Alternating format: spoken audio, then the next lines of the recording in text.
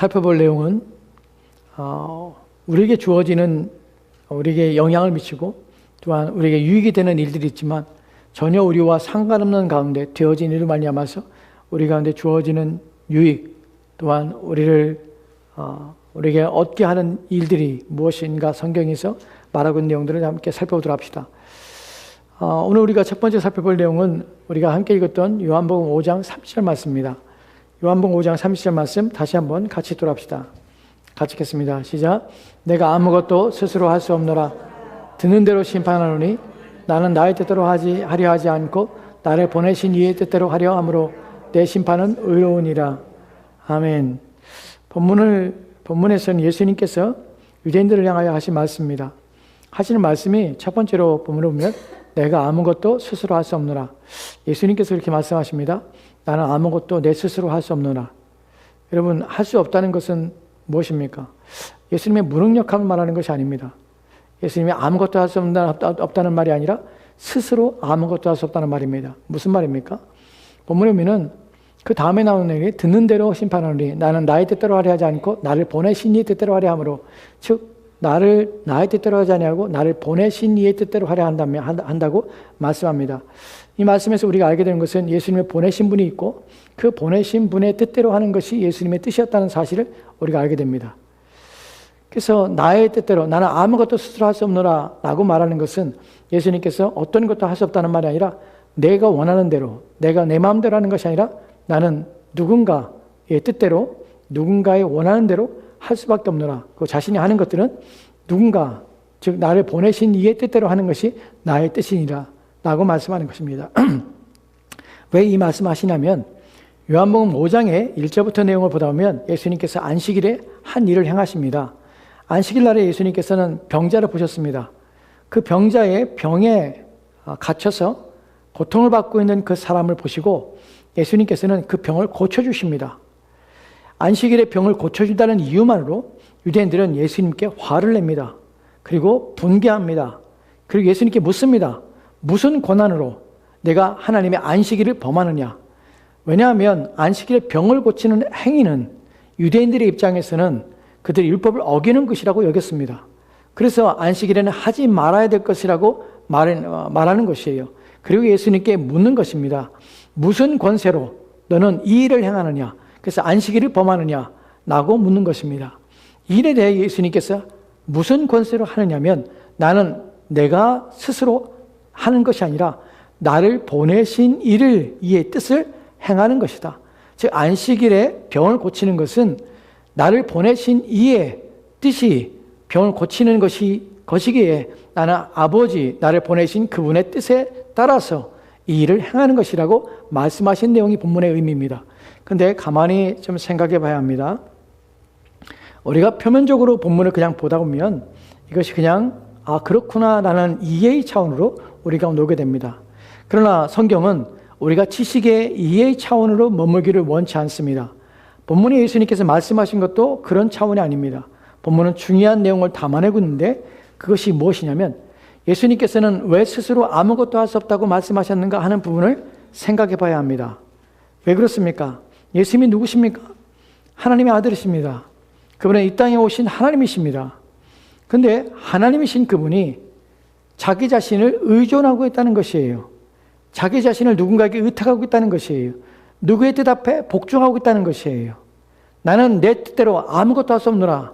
나는 나를 보내신 이의 뜻에 복종하고 있노라 라고 말씀하는 것이에요. 그 복종의 대상은 누구입니까? 성부 하나님이십니다. 우리가 알아야 될 것이 무엇이냐면 성부 하나님과 성자 하나님은 동일한 하나님이라는 사실이에요. 우리가 하나님에 대해서 완전한 지식과 지혜를 가질 수는 없습니다. 성경이 그분의 계시로 하나님이 누구신가를 말씀하고 있지만 성경에 나온 그 계시만으로 우리가 충분하지 않아요. 우리의 계시가 충분할 때는 우리가 이 땅을 떠나서 하나님 앞에 서서 완전하게 하나님을 보게 되는 그날에 우리가 하나님을 향한 우리의 계시는 그때야 충만케 될 것입니다. 우리는 부분적으로 알고 있습니다. 그런데 그 부분적으로 아는 우리의 지식 가운데서도 무엇이 있냐면 성부 하나님과 성자 하나님은 동등된 하나님이라는 사실이에요. 그런데 누군가 그 한 분 하나님께 복종하며 순종하고 있다는 것이에요. 자기의 권한을 내려놓고 있고 자기의 능력을 내려놓고 있다는 것이에요. 내 스스로 아무것도 할 수 없노라 라고 말하는 것이에요. 그분은 하나님이세요. 여러분, 예수님이 세상을 지으셨을 때 창조주로 우리 가운데 밝히시고 나타냈습니다. 요한복음 1장에 보면은 태초에 말씀이 계시나 이 말씀은 하나님과 함께 있으니 이 말씀이 어떤 하나님입니까?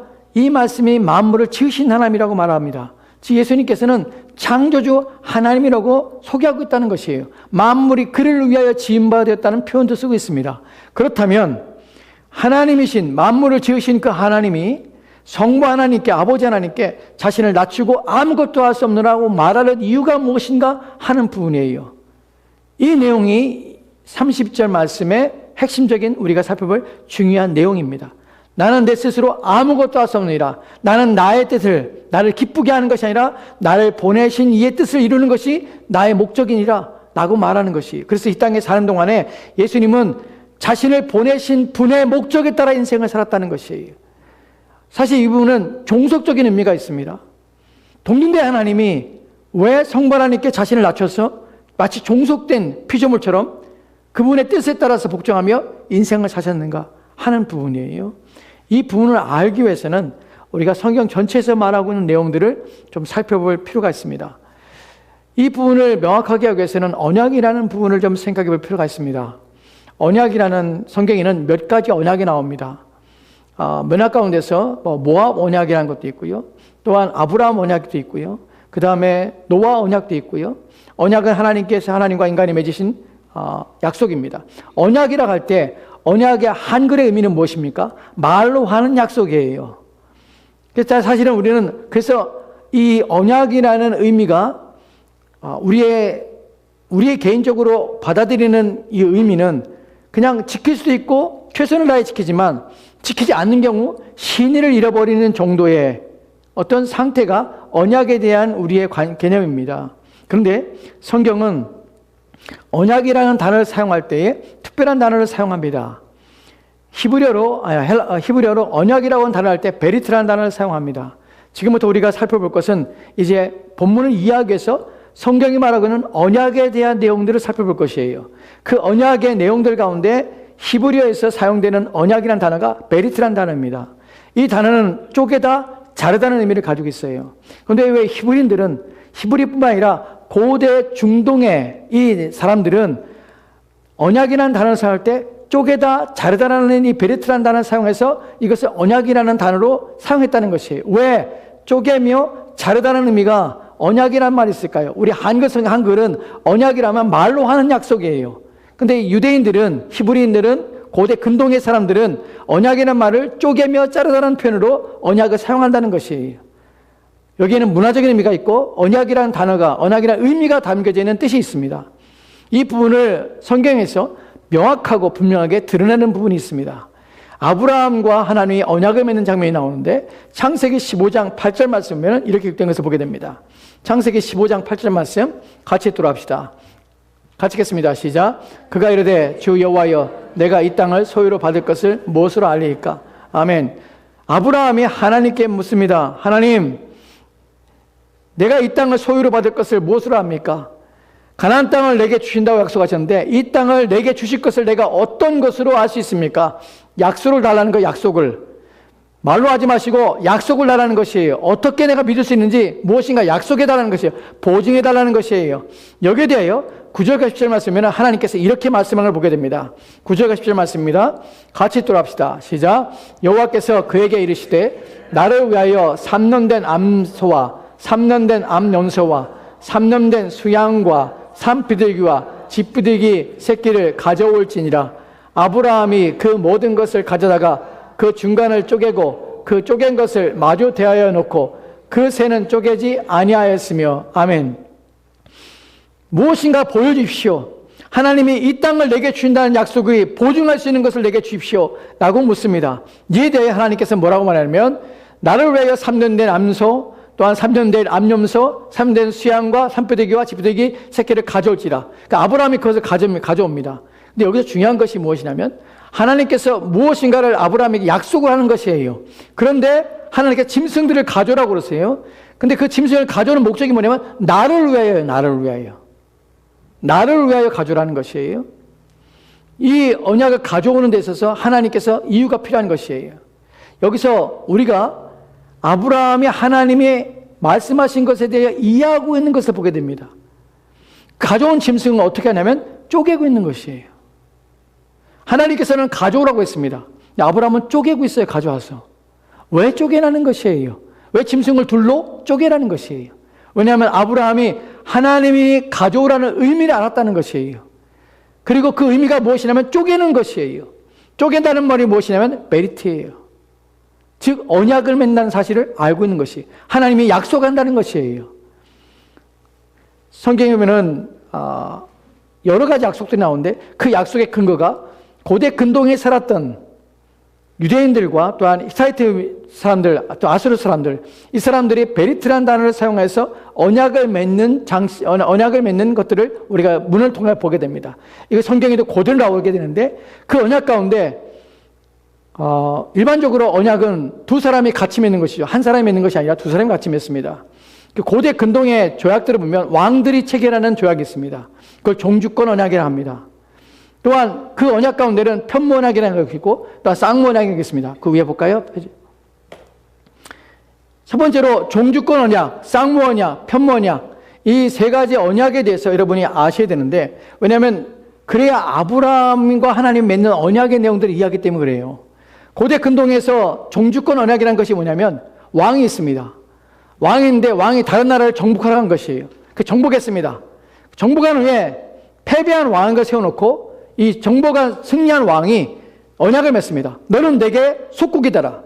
그래서 이제 이 승리한 왕은 종주가 되는 것이에요. 패배한 왕은 동신이 되는 것이에요.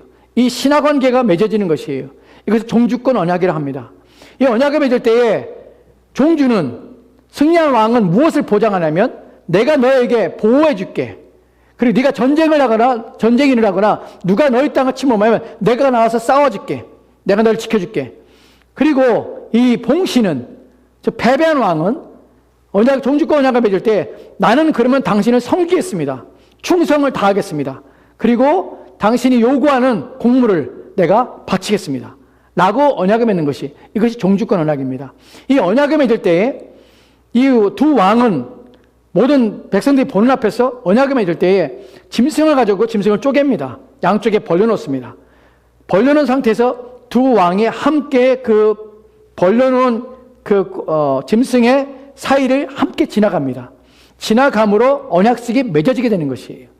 언약식이 맺어지게 되면 이 의미가 무엇이냐면, 만약에 누구 한 편이 네가 만약에 충성을 포기하고 네가 막 배신한다면 내가 이 쪼개진 짐승처럼 너를 쪼개 죽일 것이야. 만약에 당신이 나를 보호하지 않고 내가 전쟁에 참여했을 때 종주이신 당신이 나를 지켜주지 않으면 당신은 이 짐승처럼 쪼개질 것입니다. 라고 서로가 언약을 맺는 것이에요. 이것이 베리트라는 단어가 가지고 있는 의미입니다. 고대 근동에는 언약이 생명이에요, 생명. 누군가의 죽음을 담보하는 것이에요. 내가 이렇게 죽겠다는 것이에요. 무슨 말입니까? 죽기까지 이 약속을 지켜서 온 힘을 기울이겠다는 것이에요. 즉 오늘 우리가 생각하는 언약과는 차변이 있습니다. 단순히 언약을 지키지 않았을, 약속을 지키지 않았을 때 우리는 신의를 잊습니다. 그 차원이 아니에요. 생명을 잃는 것이에요. 내가 그것까지 감수하게 하는 것이에요. 이 종주권 언약에서 두 왕이 함께 걸어갈 때 이것을 쌍무 언약이라 합니다. 즉 양쪽에서 책임을 갖는 것이에요. 둘이 함께 책임을 지는 것이에요. 편무 언약이라는 것이 있습니다. 편무 언약은 한쪽 편에서만 책임을 있는 것이에요. 쪼개는 고기 사이로 한 사람만 지나가는 것이에요. 그럼 나는 의무가 없고 지나간 사람만 의무를 갖는 것이에요. 이것이 편무 언약입니다. 이 언약에 고대 근동이 있었고 성경에 그대로 나오는 것이에요. 다시 한번 9절과 10절 말씀 보도록 합시다. 9절 10절 말씀은 여호와께서 그에게 이르시되 나를 위하여 3년 된 암소와 또 안년소와 순양과 산표들과 지피들을 가져옵니다. 그러자 아브라함이 그것을 가져다가 그 중간을 쪼갠 것을 마주대하여 놓습니다. 왜 마주대하여 놓습니까? 누군가 지나가야 되는 것이에요. 약속이기 때문에 그래요. 그리고 놓은 것이에요. 그리고 나서 17절 말씀에는 이렇게 기록된 것을 보게 됩니다. 같이 또 합시다. 시작. 해가 져서 어두울 때에 연기나는 화로가 보이며 타는 횃불이 쪼갠 고기 사이로 지나가더라. 아멘. 본문을 보면 제가 여러분에게 말씀드린 종주권 언약이라는 것이 있고요. 고대 근동에 또 무슨 언약이 있습니까? 쌍언약이 있고요. 그 다음에 무슨 언약이 있습니까? 한쪽만 하는 편언약이 있습니다. 이 언약 가운데 언약은 동시에 같이 지나가야 되는 것이에요. 근데 여기서는 누가 지나갑니까? 횃불이 지나가고 있어요. 횃불은 무엇을 상징합니까? 하나님을 상징하는 것이에요. 하나님이 횃불 사이를 지나가는 것이에요. 왜 하나님 혼자 지나갈까요? 왜냐하면 아브라함이 뭐라고 말했습니까? 하나님, 이 가나안 땅을 내게 줄 약속이 무엇입니까? 내게 줄 것을 어떻게 내가 믿습니까? 나는 데서 하나님, 내가 너에게 언약을 맺으리라. 나고 내가 너에게 약속하리라. 라고 그 본인이 약속한 데 들어가는 것이에요. 메리트하는 것이에요. 그래서 하나님이 혼자 지나가는 것이에요. 무슨 말입니까? 아브라함이 아니라 내가 지키는 것이다 하고 하나님이 혼자 지나가서 그 약속을 아브라함에게 하시는 것이에요. 여기서 우리는 놀라운 것이 기독교가 다른 종교와 다른 차이점이 정말 많이 있습니다. 그 중에 하나가 무엇이냐면 하나님이 직접 자신의 계획을 자신이 스스로 언약을 하시고 자신이 스스로 우리를 찾아오시고 자신이 스스로 희생하셔서 우리를 구원하신다는 것이에요. 세상 종교는요, 신을 달래는 일에 온 힘을 기울입니다. 여러분, 무당들에게 무엇을 줍니까? 공짜로 가서 줍니까? 복채를 줘야죠. 신을 달래기 위해서 뭐 합니까? 신을 달래기 위해서 복채를 주거나 신을 달래기 위해서 제사를 드리죠. 성경은 우리가 구약에서 그러면 하나님께 제사 드리지 않고 인간이 제사 드리지 않습니까? 낙원 못 써요. 레위기에 보면 뭐라고 표현되냐면 내가 너에게 짐승을 주어서 너로 하여금 그 짐승을 통해서 너의 죄를 사함받으라는 것이. 하나님이 그들이 인간이 하나님께 범죄한 사건에 대하여 하나님께서는 그들에게 짐승을 주셔서 그 피로 말미암아 하나님이 인간에게 진노를 내리 아니고 하나님 스스로가 그 피를 주심으로 주신 자고 하나님이시고 그것을 자신의 마음을 진노를 달래시는 분도 하나님이라는 사실이에요. 이것이 기독교의 특별한 점입니다. 하나님이 은혜를 베푸시는 것이 시화하시고 긍휼을 베푸시는 것이. 아브라함에게 그럴 필요가 없습니다. 근데 하나님께서는 자신을 마치 인간처럼 여기도록 인간의 방식에 의해서 아브라함이 이해되도록 자신을 쪼갠 고기 사이에 지나가심으로 하나님께서 언약을 맺어주시는 것이. 내가 못 믿겠니? 내가 이 약속을 통해서 네가 알고 있는 메리트라는 그 언약 속에서 내가 내 자신의 약속을 걸게. 그리고 내가 그 약속을 지킬 것이야. 안 지키면요, 내가 하나님이 쪼개진다는 것이. 하나님은 반드시 약속을 지키시는 분이세요. 근데 놀랍게도 자신의 생명을 놓고 하나님께서 하신다는 것이, 심지어는 자신의 생명을 우리 가운데 주신 것이에요. 십자가에서 달려 죽으심만 남아서 하나님이 우리를 위해서 죽으신 것이에요. 이것이 기독교가 가지고 있는 놀라운 점입니다. 그러면 이것이 우리가 살펴보고 있는 요한복음 5장 30절 말씀과 예수님의 내가 내 스스로 아무것도 할 수 없느니라 라고 말씀하신 것과 무슨 연관이냐는 것이에요. 언약에. 여기서 우리가 성경에서 말하고 있지 않지만, 그 단어로 말하고 있지 않지만 우리가 알게 되는 것이 뭐냐면, 우리에게 언약을 맺은 적도 없고 그 언약에 참여한 적도 없고 그 언약에 대해서 우리가 알지도 못했지만 우리를 위하여, 우리의 유익함을 위하여 하나님께서 언약을 맺었다는 사실을 성경이 말하고 있는 것이, 그것이 뭐냐면 구속 언약이에요. 구속 언약 볼까요? 구속 언약이라는 것은 하나님의 주시는 언약이, 우리가 하나님께서 맺으신 언약입니다. 근데 이제 여러분, 종주권 언약이 있고 편모 언약이 있고 그리고 무슨 언약이 있습니까? 쌍모 언약이 있죠. 세 가지 언약이 있는데 이 언약은 인간들이 당시의 고대 근동의 사람들이 언약을 맺는 방식이었습니다. 근데 하나님께서는 이 언약 전에, 이 세상에 지으시기 전에 하나님께서는 우리를 위하여 언약을 맺으셨는데 우리와 맺으신 것이 아니라, 왜냐하면 우리와 맺을 수 없는 것이, 우리는 존재도 않을 뿐만 아니라 우리는 타락해서 우리가 그 언약에 참여할 수 있는 자가 아닌 것이에요. 그래서 우리의 범죄함 때문에 우리가 하나님의 진노와 심판 가운데 처할 것을 하나님 아셨고, 그래서 하나님께서는 우리와 맺은 것이 아니라 삼위 하나님께서 서로 함께 언약을 맺으신 것이에요. 이것이 구속 언약이라고 부르는 의미입니다. 구속 언약은 우리를 위해서 맺으셨는데 당사자인 우리는 혜택만 보고 우리 가운데는 어떠한 책임도 의무도 없는 것이에요. 오직 하나님이 책임을 지시는 것이에요. 누가? 삼위 하나님이 책임을 지시는 것이에요. 그리고 이 언약을 이뤄 가시는 것이에요. 그 언약이 어디에 나오냐면 에베소 1장 4절 말씀에 이렇게 기록된 것을 보게 됩니다. 같이 돌아합시다. 시작. 창세전에 그리스도 안에서 우리를 택하사 우리로 사랑 안에서 그 앞에 거룩하고 흠이 없게 하시려고. 아멘. 우리가 지금 살펴보고 있는 것은 구속 언약에 대해입니다. 구속 언약은 무엇이냐면 우리가 이 세상에 존재하기 전에 이미 하나님께서 우리가 타락할 것을 아셨던 전지하신 하나님이기 때문에 아셨기 때문에 하나님이 우리가 심판과 진노 가운데 있을 것을 하나님 아시고 우리를 불쌍히 여기신 것이에요. 우리에게 연민을 가지신 것이에요. 그리고 하나님께서는 우리를 구원하시기 위해서 우리가 존재하기 전에 하나님께서는 삼위 하나님이 성부 하나님과 성자 하나님과 성령 하나님이 함께 언약을 맺으신 것이에요. 그 언약을 맺으심으로 말미암아서 이 언약 관계 속에서 서로의 사역들의 서로의 구속 언약을 행하기 위해서 서로의 직무와 이 또한 내용 속에서 서로가 각기 역할들을 하도록 하나님께서 언약을 맺으신 것이 이것을 구속 언약이라고 합니다. 창세전에 어떻게 했습니까? 그리스도 예수 안에서 우리를 택하사 창세전에 그리스도 예수 안에서 우리를 택하신 것이에요. 영어성에 뭐라고 씁니까? He chose us in Him. 그 안에서 우리를 택하신 거. 언제? Before the creation of the world. 세상이 지어지기 전에. 즉 세상이 지어지기 전에 성부 하나님께서는 우리의 타락함을 아셨고 그 성자 하나님과 성령 하나님과 삼위 하나님이 함께 언약을 맺으신 것이에요. 그래서 어떻게 하게? 예수 그리스도를 이 땅에 보내시게 하신 것이에요. 예수 그리스도께서는 억지로 오신 것이 아니라 내가 그들을 위하여 구세주가 되도록 십자가에 달려 죽임을 당하는 그 일들을 내가 그 책임을 구속을 위하여 감당하시기로 약속하신 것이에요. 그래서 이 땅에 오신 것이에요. 그러니까 우리의 구원은 언제부터? 창세전부터. 무엇 때문에? 삼위 하나님의 약속 때문에 되어진 것이에요. 그분이 오신 것이에요. 그에 대해서 5절 말씀에는 이렇게 된 것을 보게 됩니다. 5절 말씀 같이 돌아갑시다.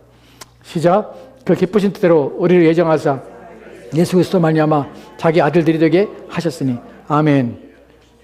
본문에 보면 그 기쁘신 뜻대로 우리를 예정하사 예수 그리스도 말미암아 자기 아들들에게 하셨으니. 예수 그리스도로 말미암아라는 표현이 무슨 말입니까? 예수 그리스도께서 하나님이 그분이 피조물이 되신 것이에요. 성육신앙하죠. 그분이 사람이 이 땅에 오신 것이에요. 왜 그랬을까요? 우리가 요구한 적이 없어요. 우리가 그것에 대해서 해달라고 한 적이 없어요. 우리는 해달라고 할 수 없을 뿐만 아니라 필요함을 인식하지도 못하는 상태예요. 왜요? 죄 가운데 있기 때문에. 하나님에 대한 인식, 내가 죄지한 사실도 알지 못했던 때예요. 근데 하나님께서는 그런 우리의 연약함과 그런 우리의 무지함을 아셨기 때문에 우리의 필요가 우리 가운데 요구되지 않음에도 불구하고 하나님 스스로 우리가 있어야 될 것, 우리가 필요한 것들을 아시고 삼위 하나님께서는 그리스도 예수를 이 땅에 보내시기로 작정하셨고 그 예수 그리스도는 그 언약 가운데서 내가 이 땅에 사람이 되어서 하나님의 피조물 중에 하나가 되어서 이 땅에 오셔서 이 땅에 사신 동안에 하나님의 모든 법을 지킴으로 그 의를 우리 가운데 전가시켜 주어서 우리를 하나님 앞에 의롭다 하심을 얻도록 하셨고 십자가에 죽으심으로 피를 흘림으로 생명을 쏟음으로 말미암아 우리 가운데 자신의 생명을 우리 가운데 전가시켜 주어서 영원한 생명을 우리 가운데 주시게 되었다는 것이에요. 이 일이 예수 그리스도만 말미암아라는 표현이에요. 어떻게 그런 일이 있었을까? 왜냐하면 삼위 하나님의 약속 때문에 그런 것이에요. 여러분 피조물 중에 누가 감히 하나님께 나를 구원할 방도를 내시오. 나는 구원이 필요하니 당신이 아들을 십자가에 달려 죽게 하십시오. 그것만이 구원의 유일한 방식이니 그 일을 하나님 행하십시오. 나를 위해서 하나님께서 그렇게 행하십시오. 라고 할 수 있는 자가 감히 누가 있겠습니까? 피조물 중에 누가 감히 하나님 앞에 서서 하나님께 요청하며 요구할 수 있습니까? 그럴 수 없다는 것이에요. 오직 삼위 하나님의 자발적인 우리를 향한 사랑과 은혜 때문에 일이 가능하게 된 것이에요. 본문에서 그 기쁘신 뜻대로 우리는 알 수 없습니다. 왜 그렇게까지 하셨는지 우리는 알 수 없습니다. 그런데 하나님께서 나를 구원하시기를 기뻐하셨다는 것이에요. 그 기뻐하심이 어느 정도인가 하면 자신을 십자가에 달려 죽기까지 하시기까지 나를 구원하시기를 기뻐하셨다는 것이에요. 본문에서 우리를 예정하사라는 표현을 씁니다. 예정하라사라는 단어가 좀 특별한데 프로호리조라는 단어인데요. 이 프로호리조라는 단어가 영어 단어에서 호라이존이라는 단어가 이 호리조라는 단어에서 왔어요. 이것은 뭐냐면 호라이존이 무엇입니까? 지평선을 말하는 거죠. 수평선이죠. 수평선을 말하는 것이, 지평선을 말하는 것이. 즉 이 단어는 어느 경계까지를 이루는 것이에요. 즉 어떻게 하면 예수 그리스도로 말미암아서 우리를 하나님께서 어느 경계에 이르도록 하나님의 소유로 경계선을 정하시고 그 경계에 이르도록 우리를 불러줬다는 것이. 왜 그랬다고요? 구속 언약 때문에. 구속 언약이 무엇이라고요? 삼위 하나님의 서로 가운데 약속을 하신 것이에요. 그래서 어떻게 해요? 자신을 낮추신 것이에요. 누가? 성자 하나님과 성령 하나님이 그렇게 했다는 것이에요. 그럴 이유가 있냐고요? 없어요. 여러분, 우리는 가끔 그런 생각하죠. 인생을 살다 보면은 그런 헛된 생각들이 우리 가운데 종종 들어오게 돼요. 어떤 생각? 나는 구원받을 만한 무엇인가 자격이 있는 것처럼, 나는 하나님의 사랑을 받아 마땅한 자처럼 스스로 자만하고 오만할 때가 있습니다. 무엇인가 일을 잘 되면 나는 그 잘됨, 그 유익을 받아 누리기에 마치 합당한 것처럼, 때로는 어떤 불행이나 또는 어떤 안 좋은 일이 일어날 때 그것이 마치 내게 있음이 안 되는 것처럼, 그 일이 내게 있는 것이 마치 문제가 되는 것처럼 착각하는 것이. 여러분, 여러분이 무엇인데 여러분에게 주어지는 행운이 여러분의 것이라고 여기고 여러분에 주어진 불행이 여러분의 것이 안 된다고 생각하는 것입니까? 그럴 만한 능력이 여러분에게 있습니까? 그럴 만한 자격이 여러분에게 있습니까? 하나님이 세상의 주인이십니다. 그 주인된 세상에 우리가 살고 있습니다. 그분이 우리 가운데 불행을 주신다면 당연히 받아야 할 것입니다. 우리 가운데 기쁨이 있다는 것은 그분이 허락하시는 것입니다. 근데 감히 우리가 하나님 앞에 무엇을 달라, 내놔라, 무엇을 하지 마라 이렇게 말할 수 있는 권한이 우리 가운데 있냐는 것이에요. 전혀 없다는 것이에요. 우리가 살고 있는 것은 무엇입니까? 오직 하나님의 은혜입니다. 하나님의 긍휼과 자비하심 때문에 사는 것입니다. 내가 그래서 높아질 이유가 없고 내가 그래서 비참할 이유도 없습니다. 오직 하나님의 은혜 때문에 사는 것입니다. 이 구속 은혜가 있었기 때문에 우리의 구원이 존재하게 되는 것이에요. 좀 더 나가서 몇 구절 보고 마치도록 합시다. 예수님께서 이렇게 하신 이유는 자신을 낮추셨기 때문에 말씀을 드렸습니다. 빌립보서에 보면 2장에 6절과 7절 말씀을 이렇게 격동해서 보게 됩니다. 같이 읽도록 합시다. 시작. 그는 그 하나님의 본체시나 하나님과 동등됨을 취할 것을 여기지 아니하시고 오히려 자기를 비워 종의 형체를 가지사 사람들과 같이 되셨고. 아멘. 이 구절이 말하는 것은 무엇입니까? 제가 이제껏 말씀드렸던 내용입니다. 그는 누굽니까? 예수 그리스도는 근본 하나님의 본체시나 하나님과 동등된 분이세요. 그래서 위아래가 없는 것이에요. 그런데 어떻게 해요? 하나님과 동등됨을 취할 것으로, 내가 하나님과 동등되지만 하나님과 동등됨을 취할 것으로 내가 움켜쥐고 내가 빼앗기지 아니할 것으로 내가 여기지 않았다는 것이에요. 어떻게 했습니까? 내려놓으신 것이에요. 내 지위를 내려놓으신 것이에요. 오히려 자기를 비우신 것이에요. 자기를 낮추신 것이에요. 그래서 어떻게 해요? 종의 형체, 우리와 같은 종의 형체를 입으신 것이에요. 그래서 우리와 같이 되신 것이에요.